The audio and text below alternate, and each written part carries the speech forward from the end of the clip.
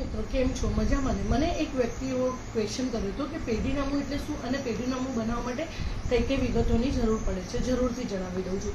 પેઢીનામું એટલે એ વારસાઈ કે તમારા ત્યાં કોઈ ગુજરી ગયું હોય વડીલ અને વડીલો પાર્જિત મિલકત કોઈ પેન્ડિંગ હોય એટલે કે વહેંચવાની બાકી હોય ત્યારે કોઈક એક વ્યક્તિ ફેમિલીમાંથી કોઈક એક વ્યક્તિ એમનું પેઢીનામું બનાવે છે, જેમાં મેન વ્યક્તિ હોય છે.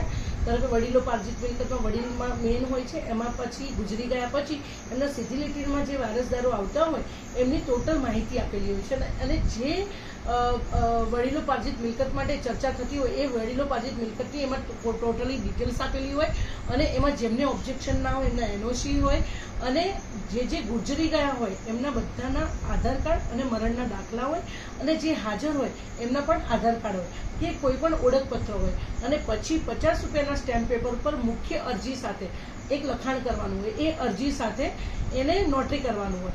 એને કહી શકાય પેઢીનામું અથવા વારસાઈ. આવી લીગલ અપડેટને જાણવા માટે મારા આઈડી વે ટુ વે લીગલને લાઈક, શેર અને ફોલો કરો. Thank you.